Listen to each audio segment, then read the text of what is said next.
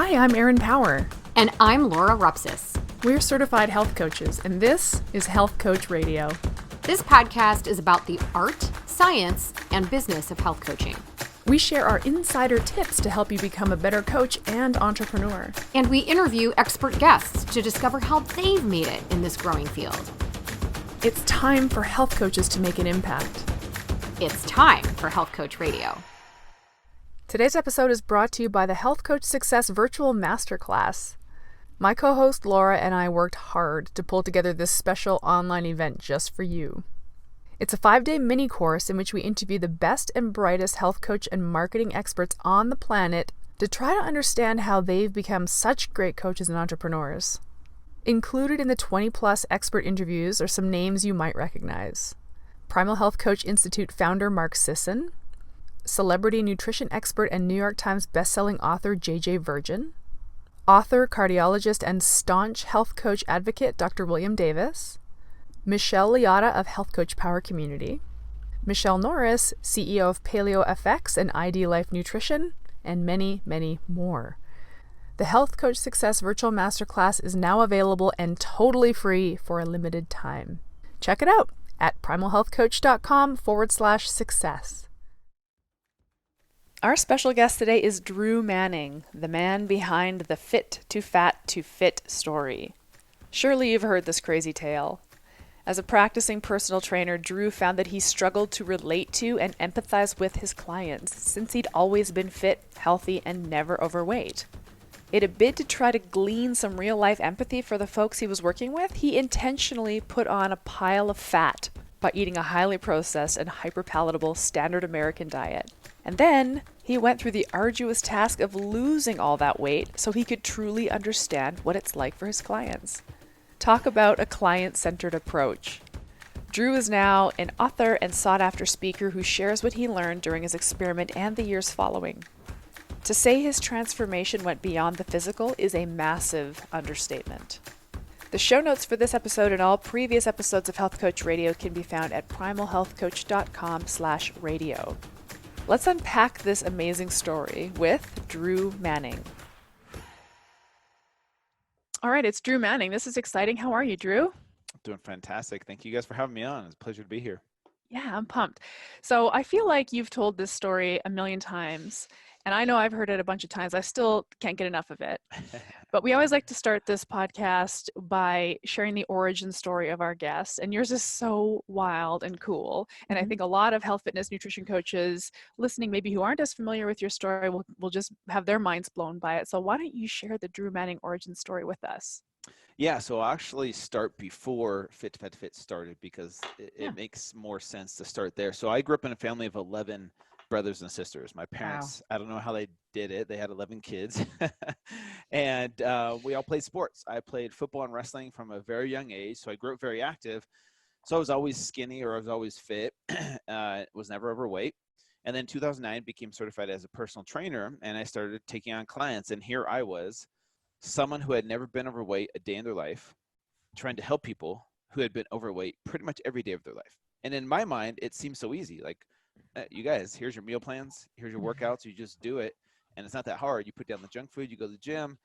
But then they would struggle to follow it consistently. You know, they'd be like, oh, Drew, you know, I tried really hard, but this weekend I went out with some friends and had some drinks and had some pizza, or I was really sore, it was really cold outside. I didn't go get the workout. And I'm like, well, why don't you just do it? It's not that difficult. And they would tell me, you know, Drew, you don't understand how hard it is for people like me, for us, to do this. For you, it's easy. It's been easy your whole life. And so I kind of took that to heart. And I'm like, you know what? Maybe there's something I need to learn as a trainer to better understand where my clients are coming from. Because in my mind, I'm just like, it's not that hard. You just put down the junk food and you go to the gym. And so anyways, I was thinking of ideas and this idea just literally popped up in my head and a light bulb went off. And what if I got fat on purpose? What if I gained weight, stepped into the shoes of my client for a period of time?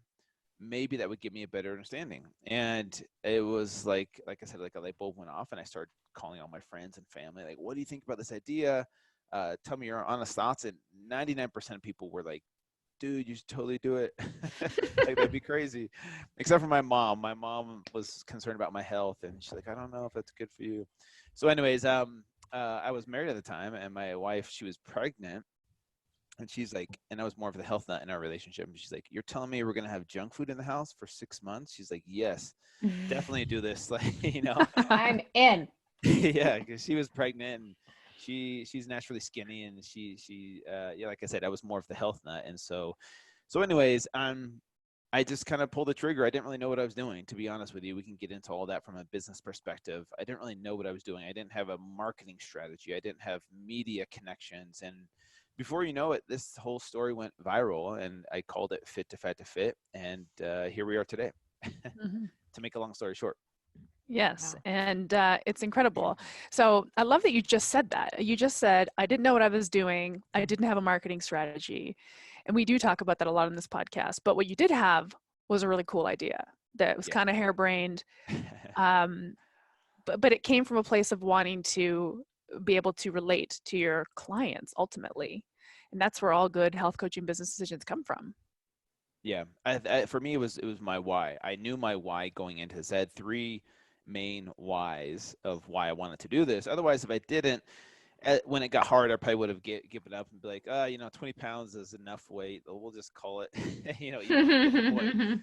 So my first why was to gain a better understanding. Like I said, I wanted to gain a better understanding of what it was actually like, so that I could better relate to my clients. And the second reason was I wanted to inspire people in a totally different way. We've all seen Biggest Loser. We've all seen people's before and afters transform from morbidly obese to skinny and fit, and we're always wowed, and it's always remarkable. But we've seen it over and over again, so it becomes common.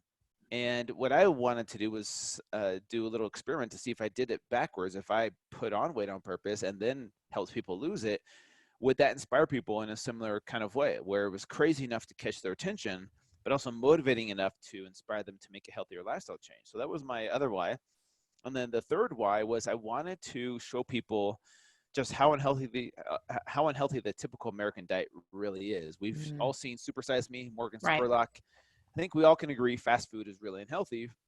For most Americans, for some reason we still eat it. But I didn't want to go that route. I'm like, how can I make this different? So I wanted to focus on everyday American foods that we grew up with in the 70s and 80s. And I'll go over what those foods are in a little bit, but foods that we don't think are that unhealthy for us, that we just kind of like, hey, everyone eats this, and it's fortified with vitamin A and vitamin D, and it's whole grains, and it's marketed to us as sometimes health food. Those are the foods I wanted to focus on, and that's what caused me to gain 75 pounds in 6 months. Wow, gosh. Yeah. Holy shnikes. So is that the goal? Are you like, the goal is 75 pounds. I'm going to see how fast I can get there. Or did you just give yourself 6 months to see how much weight you could, like, did you have a plan? Did you have like Yeah. a overall strategy? I did have a plan. The plan was 6 months, and I Okay. was expecting 50 or 60 pounds. I thought, I was like, oh yeah, 10 pounds a month. That's a lot, that's pretty doable. But I kind of overachieved in that area, and became so easy. And I'll talk about the mental aspect of this whole journey, but it became so easy eating these types of foods to overconsume, even though I felt miserable after almost each meal, right? Because I'll talk about the quality of the food and what it did to me, what it did to the inside of my body, and how it created this vicious cycle. But in reality, it was interesting how quickly the weight came on, because some people, even before this journey, were like, Drew, your genetics aren't going to allow you to get fat. You're only in shape because of your genetics. And therefore, if you try and get fat, you won't be able to, because your genetics won't allow you to. And then obviously people were really shocked. I was shocked. I'll be telling you honestly, I was shocked at how big it was. Yeah. I really want to know about this list of foods. So because I think I mean the food quality piece is we bang the food quality drum, Laura and I personally, as health coaches. Some health coaches don't. Some health coaches are, as long as it fits your macros, that's cool. And I just think it's worth talking about because to your point, we can't keep blaming McDonald's for the obesity epidemic. Yeah. So the foods that I focused on were cheap processed foods. Basically, you go to the grocery store, anything that is pretty affordable. I mean, this is the hard part about our society, is it's kind of built backwards. This food is cheaper than real food, right? So I focused on highly processed foods that were convenient, affordable, and I'll be honest with you, tasted delicious. Cinnamon Toast Crunch is like crack cocaine. It is so good. And I get it. Like this food tastes really good. And I wouldn't say use the word addicted, but I definitely see why people get addicted because there's the emotional attachment to food is way more powerful than we give credit to. Yes, there's a physiological and biological effect that this food, the hyperpalatability of the food has on us, but there's a psychological aspect that creates this emotional connection that is more powerful than we think. So let me give you guys a typical day. So I would wake up in the morning and I would usually have a big bowl of sugary cereal because I remember as a kid in the 80s seeing TV commercials of a complete American breakfast. And there was a picture or there's a video of like, cereal, toast, and orange juice. And that's what, since we were kids, we were marketed to as like, hey, we're programmed to eat. That's what we eat. So that's what we ate. And so I would have a big bowl of Cinnamon Toast Crunch and a big glass of juice. And then an hour and a half later, be absolutely starving. It'd be so hungry. So I'd have a snack between breakfast and lunch. And that was usually a couple chocolate covered granola bars that were super cheap, the Walmart brand, and then a soda like Mountain Dew. And then at lunchtime, growing up in a family of 11 brothers and sisters, to feed that many kids, my mom would make us peanut butter sandwiches for lunch, like 3, 4, 5, depending on how old we were. So I get, 2 to 3 peanut butter sandwiches or, bologna sandwiches or whatever it was, just on white bread. And then between lunch and dinner, another snack. And that was usually a bag of chips like Doritos or Pringles, and then another Mountain Dew. And then dinner time was a typical American dinner: white pasta, marinara sauce, meatballs, garlic bread. And then at nighttime, after I put my kids to bed and I'm watching TV, you got to have something to snack on, something sweet, usually a cookie or ice cream. Or if I was really lazy, I'd have another bowl of Cinnamon Toast Crunch. And just because it tasted better at nighttime for some reason. And it was so convenient, so tasty. And you wouldn't believe how many hundreds of people saw this on YouTube. They would email me and they'd be like, Drew, you eat exactly the foods that I'm eating, like all these foods. And like, you and I, and like we, and this 1% of people that are in fitness and stuff, we're like, what, who eats this? Right. Literally 80% of the population. Why? Because it's cheap, it's convenient, and it tastes really, really good. So we have this uphill battle to help people overcome this because we're like, hey, eat real food. Well, it costs more. Broccoli doesn't taste as good as Cinnamon Toast Crunch, so that's hard for some people. And it's super convenient. You don't have to cook anything. It's just ready to go. And so that's what I ate for literally 6 months. Every once in a while I would have fast food. I would do these like weekly man versus food challenges, like that TV show, just for entertainment purposes. And I felt so sick after doing that. But that's literally what I ate for 6 months. And that's what caused me to put on 75 pounds. Well, I actually want to follow up on that because, okay, so before you did this, you were a super fit guy, athlete, personal trainer, dude. How did you eat before? And then when you started eating these highly processed, inexpensive foods, did you hate them at first? Did they make you like kind of feel bad? But then did you learn to love them? Like, and then did you feel yourself getting hooked? Like, I'd love to know the trajectory between sort of that continuum.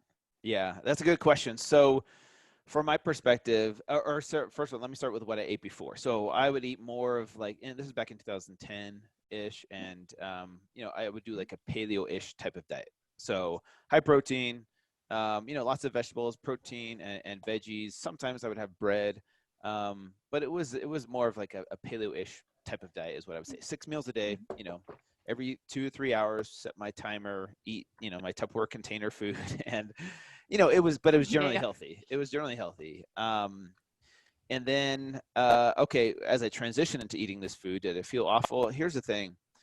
I'll be totally honest with you. The first month was fun. Like, it was way fun. I didn't feel awful yet. That creeped in about like week 3, but it was like a kid in a candy store feeling, because you got to understand, growing up in a family of 11 kids, we didn't have processed foods. My mom would make everything from scratch. So if we got a box of cereal, it was gone like in 2 seconds in our family, because she didn't have money to buy that type of stuff. So for me, I was like, oh, I haven't had this stuff, since I was a kid. If I had a sleepover at a friend's house and they had Gushers or Oreos, or like, I didn't grow up on that food. So it was really good.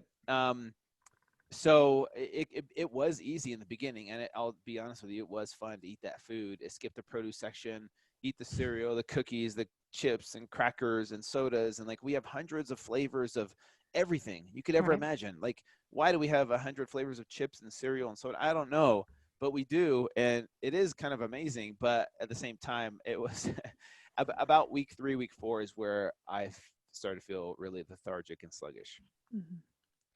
You know, there's something you said about just the emotional attachment to foods and just how more impactful that is. And this is something I hear from coaches, clients that are still kind of hovering around the idea of hiring a coach, that really what they're looking for is, I just need the right information.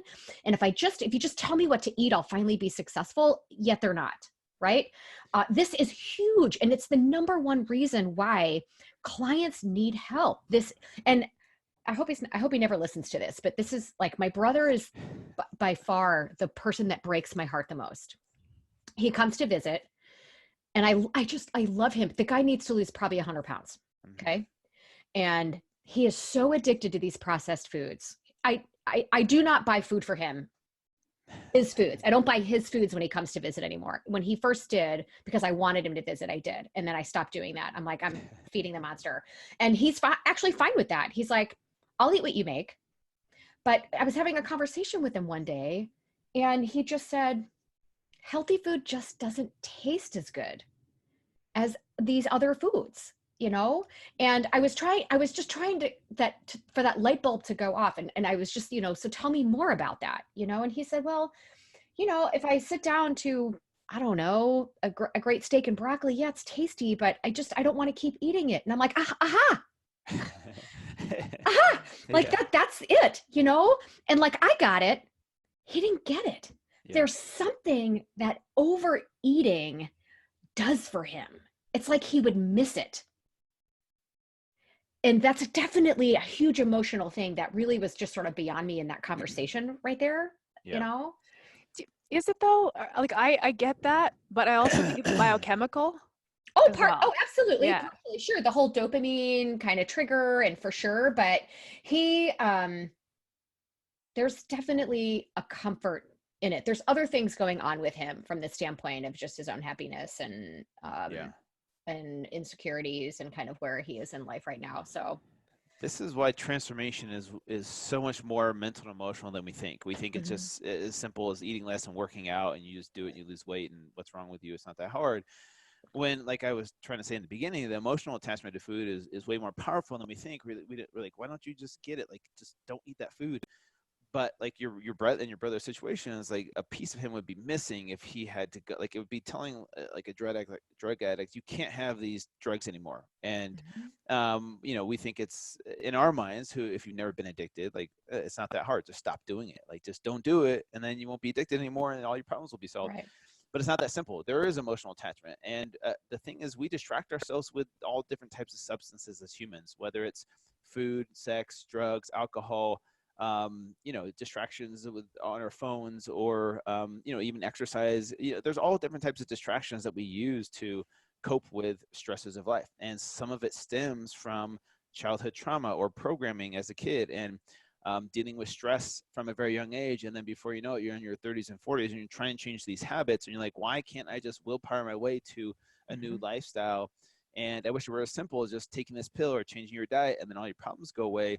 But honestly, it's about unlearning everything we've learned up until this point, and almost rewiring our brain to have new neural pathways and different thinking patterns to get out of the same mode or mindset that has helped us survive up until that point. So it's almost like a self-defense mechanism that our bodies create to deal with the stresses of life or traumas of life. And that's why every single person's individual transformation is so much more complex than just diet and exercise. It has to do with that person digging deep enough to build that self-awareness to realize, okay, what is it that is triggering me wanting this substance, whether it's food, alcohol, drugs, whatever it is, and finding that emotional attachment. And then from there, once you have the self-awareness, then from there you can thoughtfully respond to situations where you're normally triggered with stress or whatever, and you're like, I just want to gravitate towards this food or this substance like I always have. But when you have that self-awareness, you can kind of stop yourself and observe your thoughts and say, okay, why am I feeling this way? Or these are the emotions that I'm feeling. And then in that situation, instead of reacting, without even thinking about it, like we've done for the past 30 or 40, 50 years. Now, all of a sudden, we can be the observer of our thoughts, not attach ourselves to those thoughts and those emotions that come up with them. And we can say, okay, do I really want to give into this substance, whatever it is, and numb the pain, or do I want to choose the greater good? And it's a little bit harder sometimes because steak and broccoli isn't as satisfying as cinnamon toast crunch or whatever. But then at least we have that self-awareness to make the decision versus just reacting like a robot almost. Does that make sense? It does. Totally. 100%. Yeah. And to your point, Erin, I 100% agree that some of this is biochemical, right? Because we've talked about this before. Erin and I sit around at these conferences we go to and talk about this shit. But, when it, so for example, using my brother again, he and like a bunch of people at work did like this little challenge or whatever, right, to lose weight. And he started just practicing behaviors like packing his lunch and bringing salads and opting for fruit. And he lost weight. He was losing weight. He had 20 plus pounds that were behind him. But then he wasn't able to follow through, right? Yeah. So had he had a coach, could have helped. Had he had better environmental factors, like my sister-in-law at the time, who's now an ex-sister-in-law, not particularly supportive, right? There was food and junk food in the house everywhere he looked. And the minute you're faced with, to your point, Drew, that whatever it is, an event, a situation, a stressor, without that supportive environment, supportive person, a coach to rely on, the self-awareness, someone to teach you the self-awareness, right? That's something that we need to be taught. You'll fall right into the trap and snap. That's why, diets don't work. So thank you for, I take that back. Diets work while you can stay on them. Yeah. But the whole biochemistry sort of track I'm going down is like, okay, so let's say you have an emotional event and you're super stressed out and you're like, damn it, forget it. I'm having a bowl of cinnamon toast crunch. So you're creating that conditioned response. I was having a bad day. Cinnamon toast crunch made me feel better. Yep. And so I think it's possible, and this plays to like satiety comes into play here. Like, so we're getting down the garden path, but like, if you get to a point where you feel very satiated and supported by steak and broccoli, let's just use it. Eventually, I really believe this, and maybe I'm crazy, but I've seen it in my clients and in myself too. Eventually, that's what I reach for when I'm having like, damn it, I've had a bad day, I'm going out for a steak. I think it's possible to make that sort of neural change from a biochemical play. I don't know, but it does come down to unlearning, like you were saying, Drew. Unlearning is the first step. And then I think just practicing, putting in the reps of trying something like a different set of inputs. Yeah. Reframe reward, right? Like redefine what rewards you. Yeah. And all this stuff we're talking about is stuff that for me, doing Fit to Fit, going through this experience, feeling it, experiencing it firsthand really helped to shift my perspective of how I can help people. Because before I couldn't relate to people. I couldn't understand why people just couldn't do it. Like, just do it, you guys. Like, stop it, Yeah. Until I went down this pathway. And I remember after 6 months of eating this way, only 6 months, not 6 years or 6 decades like some people have been doing. Even 6 months, like I went from 5,000 calories of Cinnamon Toast Crunch and Mountain Dew and Pringles and mac and cheese and SpaghettiOs and Hot Pockets to 2,000 calories of real whole food. And people like to think, oh yeah, it was easy for you. You just switched over. You started losing the weight. Boom. The first 2 weeks were hell. The first 2 weeks of going back to eating real food again sucked. The food did not taste good. It did. I had headaches. I was grumpy. I was moody. I wasn't satiated. I definitely was hungry, even though I was eating 2,000 calories a day. So a lot of people think, and this is what, I like to think as a proponent of health, like, yeah, you're eating real food again. Your body's finally healing itself and it feels great. No, it didn't feel great till week 3 of eating that way. So there was an adjustment period. And for me, that's where it clicked for me. When I would give a client a meal plan saying, here's your meal plan, eat this, expecting them to be perfect, I didn't realize how much their body would fight back almost against them, saying, no, we don't want that. We want the high that we've felt from this food that you've given us for the past, 6 months or 6 years, whatever.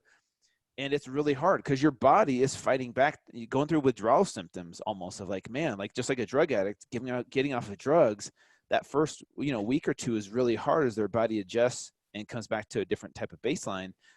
So for me, that was really powerful to experience that, because had I not experienced that, I used to just think it's a lack of willpower, like just be more disciplined, like stop doing that. And then for me, having to experience it that powerfully was really eye-opening. And at the end of the day, what I took away from this whole experience was empathy. Empathy is something that, for me, I feel like we need more of in this world, and in the fitness and health industry, we definitely need more empathy, because no one cares how much you know as a trainer, as a coach, as a leader, until they know how much you care, first and foremost. And so if you're going out there, you have all this knowledge, you've read all the books, you've had all these certifications, like that's cool, unless you find ways to relate to your clients and they feel like you truly care about them. Because until they do, for most people, they're not going to really care how much you know yet, until they feel like you truly care about them as a person. And listening to understand them, like I think you did a great job, Laura, talking about your brother and listening to understand versus listening to respond.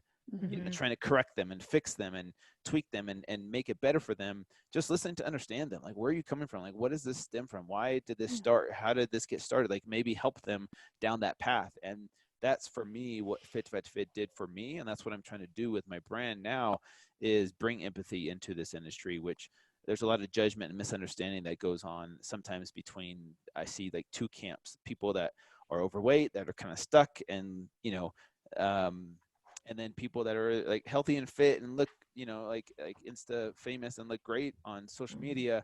And there's like judgment, misunderstanding, like you don't understand, and no, you don't understand. And so I feel like there's this big gap, and I feel like Fit and empathy can help bridge that gap.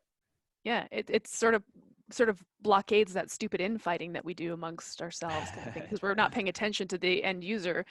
I think I always use this example of like endlessly debating nutrition documentaries and then debunking them and then debunking the debunking. It's like, whoa, like, but just from the vantage point of coaching and tactically speaking, when you went through that transition away from the hyper-palatable, highly processed, brain-altering foods, you had that 2-week transition that sucked. As a coach, would you encourage clients to just get through that cold turkey, or now that you've gone through it, would you take a baby step approach? Or do you think you meet the client where they're at, or what are your thoughts there, sort of tactically? It's still very individual. I would obviously try and get most people to do it cold turkey, just because I feel like, hey, let's just get through this as quick as possible, because you're working with me, you're paying me for 2 months, 3 months, whatever it is, like let's get through it as quickly as possible. But for some people, it's going to take baby steps. Like, hey, let's just pick one thing for this week and let's focus on being perfect in that one thing. So whether that's eating, 1 serving of veggies per day, let's be perfect in that for 1 week. And then from there, we'll graduate to eating 1 serving of veggies and walking every day. You know what I'm saying? So it just depends on the person. And what I found is the older the person is, more set in their ways, the harder it is for them to go cold turkey. Because if you try and get someone to jump from A to Z instantly, for me, I could do it because I had the discipline, the knowledge as a trainer, the muscle memory, and I just knew I had 6 months to lose 75 pounds. So the math didn't work out for me to slowly transition. So it's very individual to answer your question. But I think that's where, as a coach, you need to know your clients really well and say, okay, what's the best for you, and what have you done in the past that has failed, and understanding their fears, and then from there assessing the situation and making the decision of what was the best approach for them. Great, thank you. I think because we have a lot of listeners who do sort of tend to live in this sort of low carbohydrate, keto adjacent space. Not everybody listening, but I would say a lot of people listening at this point are there. And, there's just sort of this lore around getting over the keto flu, the low carb flu, and just like, gotta push through it. But that's truly not the spirit of coaching. No. Yeah. I mean, what's interesting when I'm listening to your story is it sounds to me like the kind of coach you were before having gone through this experience is the kind of coach I think most people think of when they think about coaching, where I'm going to tell people what to eat. I'm going to give people, if they're into fitness, and they're going to execute, and I'm going to hold them accountable, and, blah, blah, blah. And we see it in our Facebook group. We'll see people say, hey, I have this client who keeps asking questions about, am I allowed to eat this? Am I allowed to eat that? And I'm suspicious that he or she is really just trying to make the foods they miss, cupcakes or muffins or whatever. And, what should I tell her? And I had to step in and just be like, it's not your place to tell her whether she can or can't eat something. That's not coaching, right? And versus, I think that's when I'm just hearing, it sounds to me like that clicked for you. When you came back, it's not about telling people what to do that's going to make them successful. Yeah. It's about understanding them, truly empathizing with them, and guiding them through and helping them build the skills that have been missing for so long to be successful. And I just want that to ring home with everybody listening. And I also think this will help with imposter syndrome. You don't have to know what to tell people what to do. You don't have to have the right answer. You need to help them discover the right answer and be there to support them. Yeah, because if they discover themselves, then it'll stick with them longer versus you just telling them to do it. And I remember having a good conversation with, I don't know if you guys remember Chris Powell from the TV show Extreme Weight Loss. He had a TV show on ABC for 5 seasons. It was like ABC's version of Biggest Loser, but he would take people extremely overweight and they would lose like 200, 300 pounds in a year. With him as their coach, and we become good friends over the years, and he had a very empathetic approach as well. And I remember us having a conversation about that A to Z conversation, and honestly, if that person is making progress from A to B, B to C, C to D, do we really care that they're not where we are yet? Do we really? It's almost like we're converting them to like our religion, like, hey, you need to be this religion and do it this way for you to be successful, because that's how I do it, versus just, if we just step back and not freak out about timing and they have to get it all right away. Like, hey, here's some seeds, and maybe hopefully one day you'll get to seed F and G and H, and maybe at some point you'll become a coach yourself, and then you'll understand that process of getting people to Z eventually. But it's going to happen at that person's own time and pace, and so I think that's really important for people listening as coaches out there. I think as coaches, we're in a really interesting position where we can start to influence the vernacular around this, because clients still believe that all they need is a meal plan and a fitness plan. Because we're maybe that message isn't out there from us enough yet. Right. And so the more we can come from this place of empathy and teaching and encouraging intuition, and perhaps I think culturally within the culture of health and fitness and nutrition coaching, that needs to change because clients still believe it. Yeah, I think it's up to us. We shape people's perception of what success in the health and fitness industry looks like. And unfortunately, that model of success is the same. It's weight loss. It's the number on the scale going down. It's getting skinnier. It's changing your outward appearance. And so if we could get people to change their perception of that, saying success doesn't have to be you looking like this model or this Instagram person or this celebrity or this athlete. In my opinion, if we could get people to fall in love with the process, take results out of it just for a minute, like let's get rid of results just for a minute, focus on falling in love with the process, whether that's you doing Zumba or going for a walk or biking or lifting or CrossFit, whatever it is. Fall in love with the process because you love yourself. You're operating out of a place of self-love versus self-hate, where you think, oh, once I get this body, other people are going to love me. I'll love myself. All my problems will go away. People will treat me nicer. Because at some point we bought into that myth because our society has set it up that way, where maybe someone was teased as a kid or someone says something to someone and it stuck with them. It traumatized them. So they think, wow, I'm not good enough unless I look this way because society has told me this. And it's similar to, the myth of once we have all the money in the world, then our problems will go away and then we'll be happy forever. But we know so many miserable rich people that aren't happy. We know people with six-pack abs that absolutely hate themselves. They're disgusted with themselves because they're still not good enough. And so it's shifting people's perception of what success in the health and fitness industry looks like. And that's kind of what I'm trying to do is take away the results, take away the focus on the results for now, and if you focus on the process, the results will take care of themselves over time. But for now, we have it backwards. We're like, we are only doing this so that we will get the results. And I'm just, barely, doing the process just so I can get those results. But if I don't get those results, I'm going to go back to my old ways because it's too much work, it's too much sacrifice, too much effort. I really feel for the health consumer though, because like I always come down in my practice on this diet culture and how it's been like really drilled into our skulls for, I'm counting like 4 generations of my life. My grandma, my mom, my generation, now the younger kids even. It's crazy to me, but I use this analogy in my health coaching practice, not an analogy, a story in my health coaching practice where it's like, I lost a dress size without doing anything. It took a whole year, but and like one dress size in a year is not exciting. It's not fast, but that's really the message I'm putting out there. Like, it can just be that easy. It's not going to be fast or dramatic. And that's where the before and after pictures, which is interesting because your fit to fat to fit, system was kind of like these dramatic before, during, and then after pictures, but the story behind it is so compelling. All of the stuff you shared here is, how you became sort of emotionally connected to food, but people get so blinded by that visual. Yeah. And even people come to work with me knowing that I'm not going to put them on a fast, dramatic weight loss program. It's going to be slow and it's probably going to be a little bit boring. They're cool with it at first, and then they get impatient. It's like, yeah, but when am I going to see, okay, but this is great and everything, Erin, but when am I going to see that scale jump? And it's like, oh, sorry that you were led to believe that was important. I really am apologetic on behalf of the whole health, fitness, and wellness industry that we led people to believe that was the most important thing. Yeah. But it's generations of programming that we're overcoming.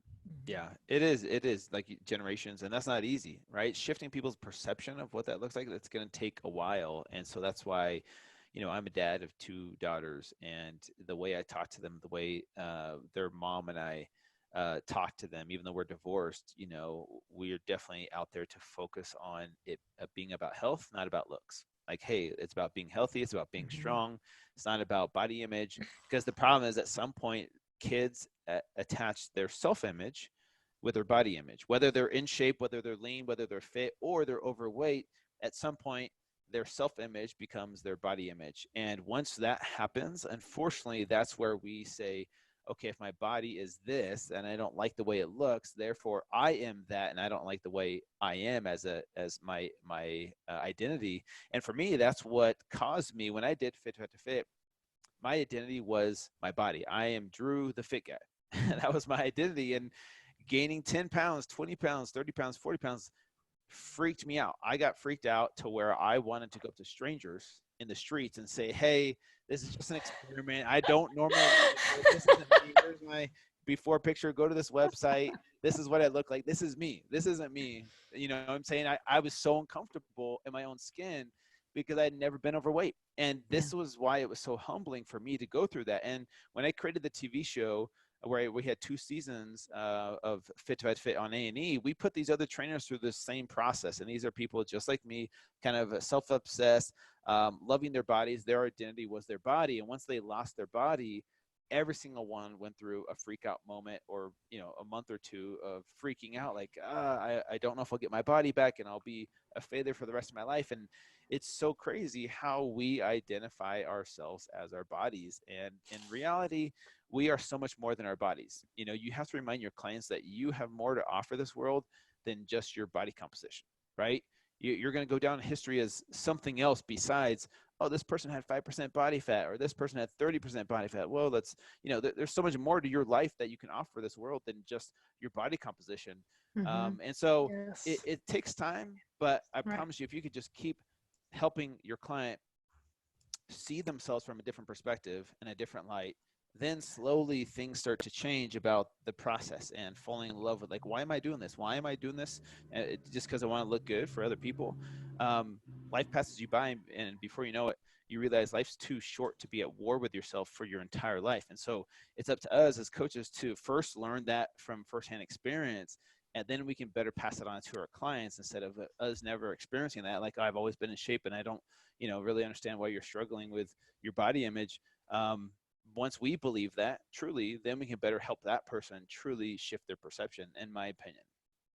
No, I wrote that down, fall in love with the process, because I think every client's different, obviously, but there are some things that come up time and time again. And it comes, I think, so much from this focus on the end game. And their success and where they are in that trajectory, instead of just focusing on the behaviors and choices that are going to get them there. Right. So whether it's, I want to lose 20 pounds, or I want to overcome, whatever, they're so fixated on that they're not paying attention to the small things and the little pieces of the process that are going to get them there. And I see this no matter what kind of personality people have. My type A's, are the ones that are like, okay, so this week I'm going to focus on this and this and this. Like they got like 5 things. I'm like, okay, this is the opposite of focus. Yeah. And just how confident are you that you're actually going to be able to accomplish all 5 of those things this week? Yeah. And then they're like, okay, yeah, so she's probably right, because then they come back next week and they're pissed off at themselves that they didn't accomplish something. So that end goal just continues to seem far away. Yeah. Right. Versus those that just lack self-confidence, and they, the motivation is there obviously because they've hired me. Right. But they're still they lack confidence. And so the smaller that step can be and that minute focus on one thing where they can gather these wins over time kind of builds confidence. So I just love that whole, write that down, everybody. Work with your clients on falling in love with the process of becoming that new person. Well, yes. Identity is such a big part of it too. Mm-hmm. Like we just talked about this a second ago on the previous episode we recorded, but what's interesting, Drew, is that you, even when you were getting fat, identified as a fit guy. Mm-hmm. Right? Was there ever any point where that changed, where now I identify as a fat guy? Because like I work with overweight clients and they identify as fat. Like I am just a fat person. And anytime they make a pretty bold move toward not being a fat person, they're like, no, but I'm fat though. That's just who I am. That's my identity. It's very hard to break that identity tie. Yeah, it is very hard. And for me, I totally had to go through this process to learn that I am more than my body. I didn't really ever identify as a person that's overweight, to be honest with you, because I knew that at some point I would get my body back. But for me, what it taught me was that I am more than my body. I don't need to attach myself to that. And then moving forward, I could better help those that struggle with that. And that's why a lot of people gain the weight back, right? A lot of people, they lose the weight, but they're in their mind, they're like, no, this isn't me. And until they realize that. And so that's why I'm a big proponent of things like meditation, a positive affirmations on a daily basis, a gratitude list every single day. In my new book, Complete Keto, even though it's a keto book, a lot of the book is focused on overcoming those mental and emotional challenges. We talked a lot about self-awareness. For me, meditation, even though it sounds kind of taboo and weird, it's not really taught in the health and fitness industry, but I think it's becoming more mainstream now because people see the parallel between mindfulness and how that affects, our perception of our health and fitness. So for example, building that self-awareness in meditation, what it does is it forces you to be present in the moment. Even though that might be uncomfortable for a lot of people, it's not about sitting there and not thinking of anything. What it does is it helps you become the observer of your thoughts. You're sitting there, you're listening to sounds, you're feeling sensations, you're listening to your breathing, and the thoughts that are in your head will always be there, and you just sit back as an observer of those and watch them go by like clouds and just identify them but not attach yourselves to them. And then how that translates over into health and fitness is you become more of a mindful eater. So in those moments where you're stressed out and you normally would react in that situation, now you can pause and take a deep breath and say, okay, these emotions are triggering me. Like this, my kids are yelling at me. I had a stressful day at work. All these triggers are happening. I'm feeling these emotions, but now you're the observer and you're not attaching yourself to those emotions. Therefore, you can thoughtfully respond. And whether you make the right choice or not, that's up to you. I know for me in the moment, sometimes I make the wrong choice. I'm like, you know what? Screw it. I'm having another glass of wine. I don't care. Even though I've thought about it in my head, I'm like, you know what? But so it's not about being perfect. It's just about having that awareness. And then that translates over into more mindful eating moving forward. And hopefully you make more of the right decisions than the wrong decisions. And that's where progress starts to happen.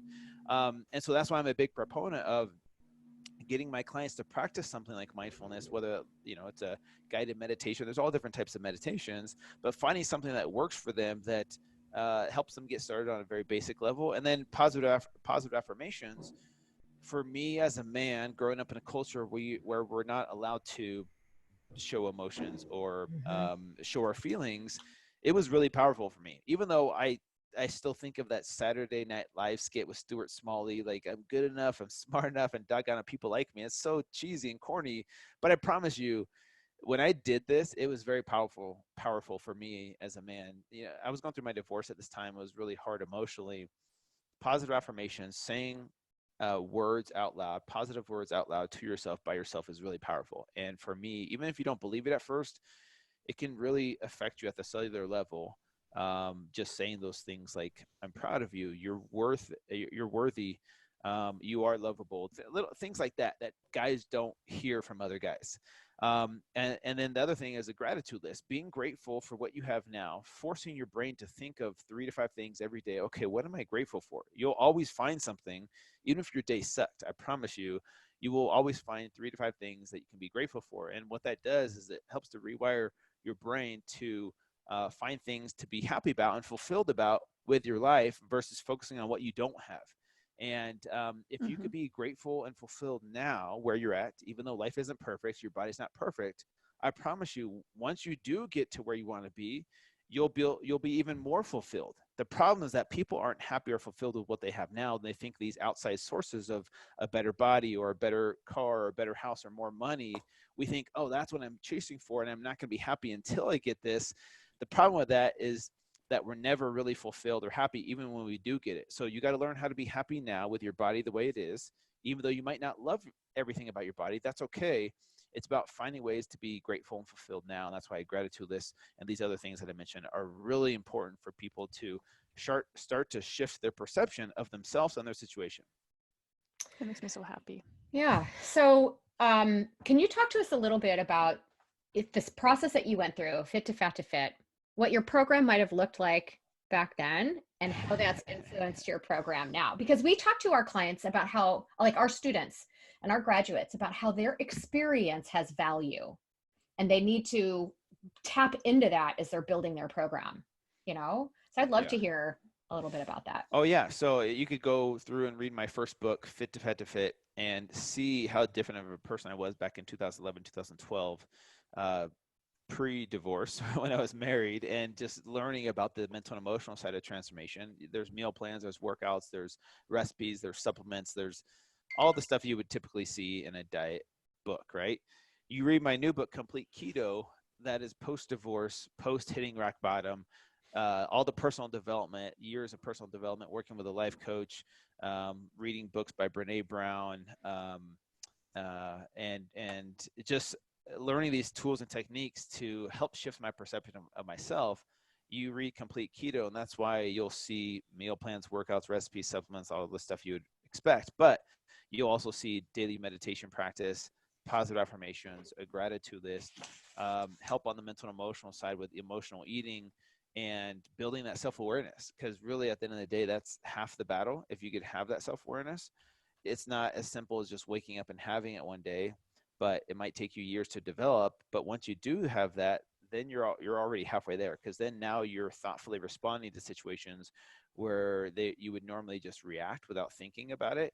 Now you're more in control of your life and your decisions. And so that's why that's like the specific differences that I'm talking about between, my first book to where I am now. And so that's how it's totally different. It's a big focus on the mental and emotional stuff, not small focus, but a smaller focus on macros and meal plans and workouts and supplements and that kind of stuff, because I think that's not what people struggle with. They have the knowledge at their fingertips. It's more so coach them on shifting their perception of their situation. And if you could shift their perception of their situation and realize that they have the power to shift their perception, then their story changes and then their life changes in the long run. And so that's why that's kind of, how I'm different as a coach now. It makes me really happy that, and I just wonder if it's because of who we the circles we kind of roll in, but this seems to be such a more predominant message that I just keep hearing, which makes me happy, because I think back to my fitness obsessed days when all I cared about was my macros and my Tupperware containers and how many abs were showing. Yes. And didn't even give my mindset a casual side glance. And I'm sad. Like I've shared this before. I have regret about how I spent those years of my life. I have deep regret. And so I like it makes me excited and happy and hopeful that maybe the whole story is changing in the whole health, fitness, nutrition world. But also I don't know if that's just because of who we hang out with, but it's just got to be sort of a deeper endeavor really than just the shallow bits. But where it comes to coaching, I mean, we started this conversation by talking about how this experiment enabled you to tap empathy. Yeah. So shy of packing on 85 pounds or whatever, how can a coach tap empathy? That's a good question. Well, I would recommend getting fat on purpose. I'm totally joking. that would be really powerful. Trust me, we had issues with people even on the TV show gaining the weight because people think it's easy, but it's way harder than you think. So I definitely don't recommend that. Honestly, in my opinion, it comes from years of experience and, like I said, listening to understand versus listening to respond. So it's building your own self-awareness as a coach to catch yourself in those moments where you're like, oh, but I want to teach, oh, I want to coach, I want to fix. Building that self-awareness to be like, okay, I'm just going to sit here and let this person tell me their emotions and better, and I'm just going to sit there to understand them. And so for me, that's where personal development comes in. We spend a lot of time reading the latest studies, reading the latest diet and health books out there, and all that stuff is important. But unless we work on ourselves individually on the inside, our mental and emotional challenges, and we work on our own personal development, I feel like that's where we really get more important tools to help our clients versus what's the latest study that's out there. So for me, what that looked like for me was working with a life coach. She uses this thing called The Work by Byron Katie. Tim Ferriss has talked about on his podcast recently. That totally shifted my perception of my situation, going through a divorce, feeling like a failure, which has nothing to do with health and fitness, but there's a parallel between healing myself emotionally or yourself emotionally as a coach, and then being able to be better equipped with more tools to help your clients out. And then from there, I would say The Four Agreements is a great book to see everything from your eyes of the way we view this world has to do with, it's a mirror of how we see ourselves. So how you see the world is a view of how you see yourself, and vice versa with every single person you encounter. So The Four Agreements is another great book.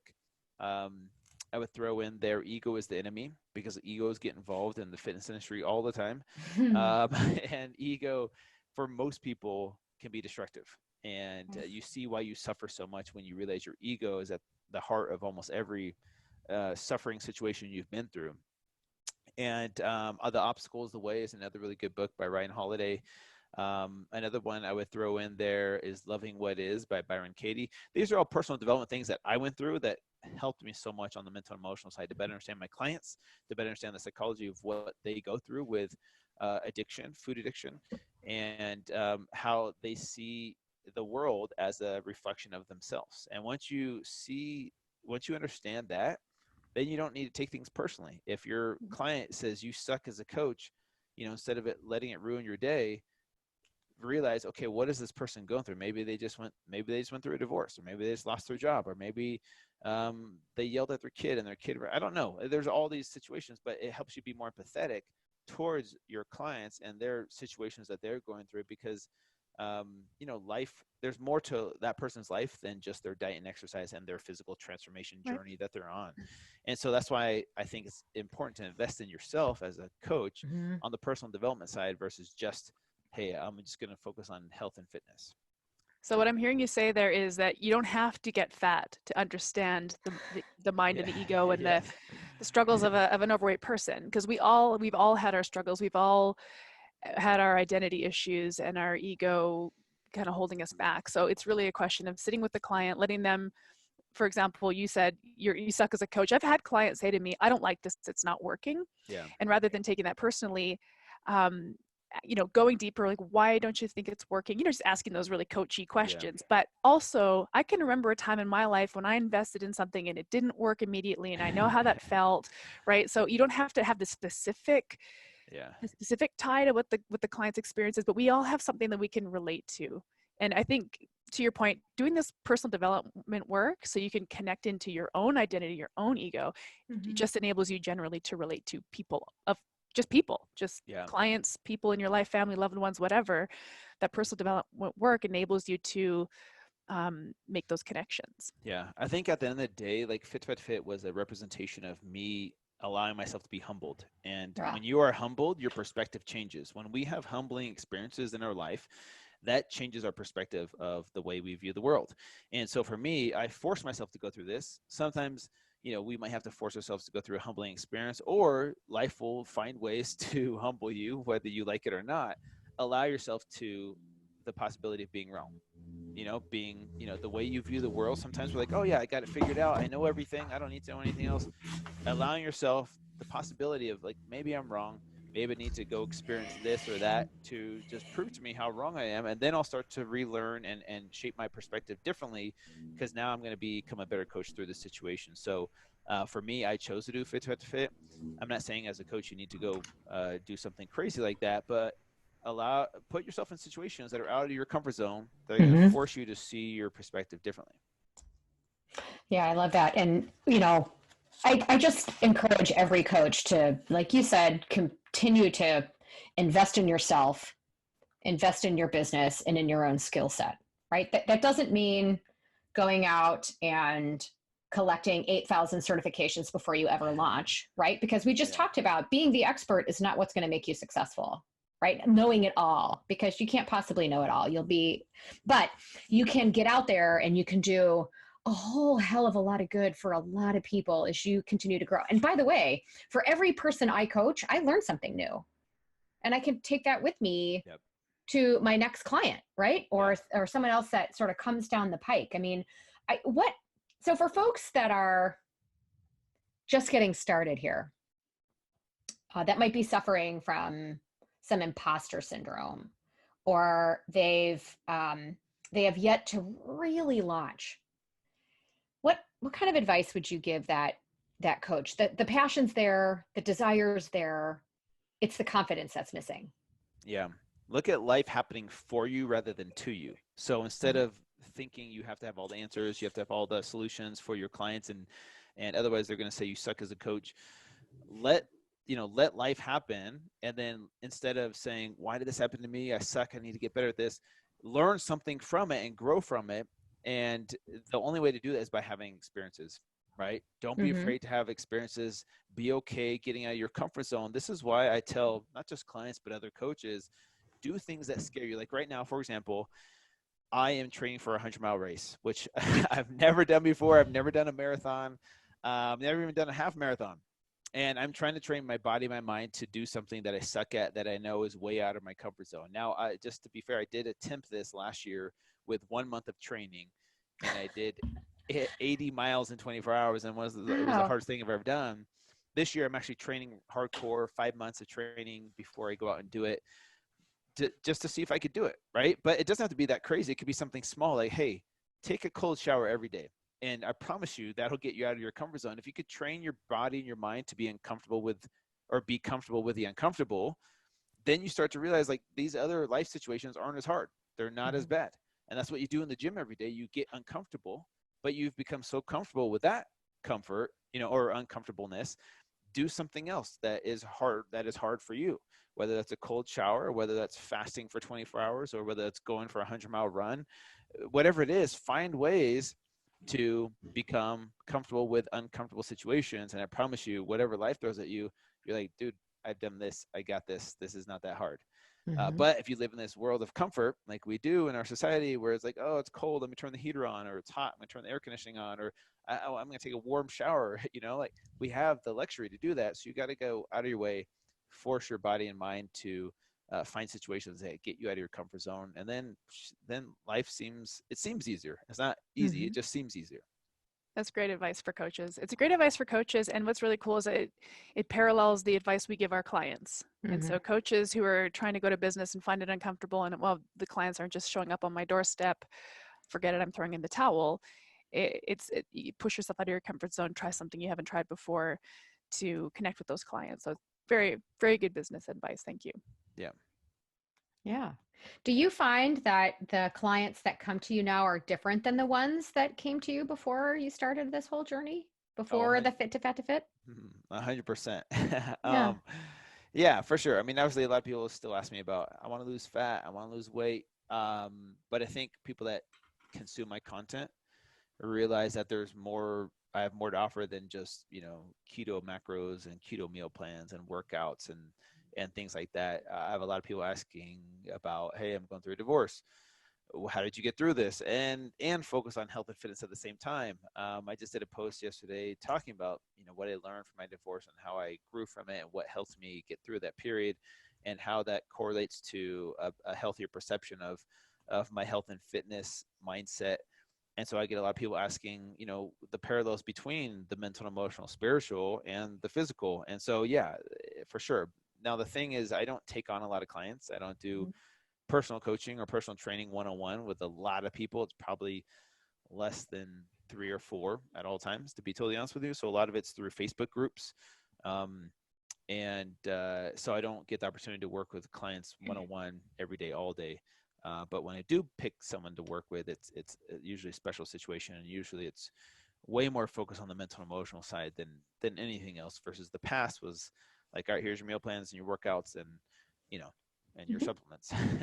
Yeah, I think that's a normal trajectory, though. I think coaches start out, and Aaron and I talk about this all the time, and how important it is to really know what it's like to coach a person, and to build your skill set, and to learn empathy and all these things. But as you get to a certain level of success,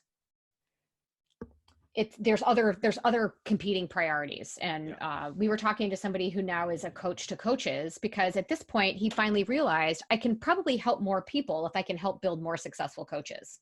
Yes. Right. And so I think that's kind of a natural progression when you hit a certain level of success, to finally pivot to trying to help more people through the masses, and maybe train other coaches, or be a mentor or an inspiration to people that are coming down your wake, right? Following your path. Yeah, at the end of the day, it comes down to your why and what brings you fulfillment. For me, I love being able to help the masses, and that's just kind of the way my platform is set up now. Versus in the past, it was okay, how many clients can I fit in a day? And okay, I can do 8 to 10 clients per day, but then I'm maxed out, and then I can't grow anymore. Like there's no room for growth or progression. And as humans, one of our ultimate, must-haves is progression. We have to progress. But for some people, they might be totally fulfilled and happy with just the one-on-one clients, and that's all they want to do, and that's totally fine. I just think it's different for each person. Coaching the coaches or coaching the masses, you can make more of an impact that way with social media and the platforms we have available and the technology we have available nowadays to change this world, way more than you ever could before the internet. So right. It just depends on the person. But yeah, that's kind of my focus now, is putting out digital content, setting up, massive Facebook groups with other coaches underneath me, helping me, answer the questions, hopefully the way I would. That's always the challenging part, but anyways. Yeah. So you have coaches working in your Facebook community? Yeah. There's no official certification yet on my end, but it's just coaches that I've worked with that I know and trust. But if I were ever to launch a certification program, it would be something that would be more legit and credible, and they would have to, receive a legit certification to represent my brand. I did start something like this about 6 months ago, but it didn't really take off because it was set up as a franchise. And I never really talked about this. It was a fit franchise opportunity for coaches. But I'm working on retweaking the business model because the franchise business model didn't work for what I was trying to do. Got you. Cool. So Complete Keto is your new book. Yes. So, and this you mentioned is keto sort of science, keto nutrition, and also mindset, all that great stuff that kind of folds in there. And what's next on your radar? Man, okay, there's there's so much going on. I mean, obviously complete keto is a big part of my brand now because it's about complete transformation. All the stuff we've talked about in this episode is my focus on bringing change to the fitness industry by focusing on empathy first. So whether that's through my book, whether it's through my Facebook groups, whether it's through my digital programs, whether it's through my podcast, my Facebook lives, just getting my message across there and growing my brand that way. Obviously, I have my own supplement line, and I do a lot of speaking engagements. I have one podcast that's focused on health and fitness, and then one podcast that's called Single Daddy Daily. That's more for single parents out there, moms and dads, navigating those difficult waters, because it was not easy, to be totally honest with you. And I wish I had a platform like that to digest that content. And all right, how do you date after your divorce? Or how do you talk to your kids about your spouse's new boyfriend? And navigating those waters, it's really difficult. So anyways, I felt like this was a passion project of mine. But then from there, I have some surprises coming up in 2020 that I can't really announce yet on air. Ooh. But one I can talk about, and that is my 100-mile race coming up in April of 2020. I will have details because we're doing it for a charity organization called Operation Underground Railroad that saves child sex slaves from around the world. Wow. Tony Robbins is one of their backers, and he's gone on missions to help these kids. And the coach of the Pittsburgh Steelers, Mike Tomlin, has done a bunch of these, and a bunch of celebrities go on these missions with these Navy SEALs. They set up these sting operations in other countries. Anyways, it's really cool. Check it out, Operation Underground Railroad. Yeah. That's coming up in April that I'm really excited about, but I do have to run 100 miles, which is kind of scary. But the other one is going to take some planning, some tweaking, and just some marketing strategizing coming into making sure it launches the way I want it to. So stay tuned. Just be, if you follow me on social media, stay tuned for 2020. There's going to be some big things announced. Cool. And in the meantime, you'll be doing a lot of running. Yes. Oh, today I just ran for an hour and 15 minutes, and then this weekend I got to run 20 miles. Oh my God, that sounds like pray torture for to me. Oh my gosh. Better you than me, my friend. Yes. Okay, so where can folks find you if they want to kind of keep up with you and kind of what you're doing? Yeah, super simple. All my branding is at fat number 2 fit. That's my social media handles. It's my website. It's my first book. It's my podcast. And yeah, I try to make it simple for the people out there. Awesome. This was so fun. Thanks so much, Drew. I learned a lot from you, and I'm coaches are going to learn a lot from you. And I really want to thank you for trying to bring empathy into this world, because I think that's what's going to move the needle for people. For our bewildered, hapless health consumer clients, they just need us to care. Yeah. Yeah. Ditto, man. Absolutely. And hopefully you don't crave Cinnamon Toast Crunch after this podcast. If you do, you can blame me. Awesome. Thank you. Thank you, guys. This podcast was brought to you by Primal Health Coach Institute. To learn more about how to become a successful health coach, get in touch with us by visiting primalhealthcoach.com/call. Or if you're already a successful health coach, practitioner, influencer, or thought leader with a thriving business and an interesting story, we'd love to hear from you. Connect with us at hello@primalhealthcoach.com and let us know why we need to interview you for Health Coach Radio. Thanks for listening.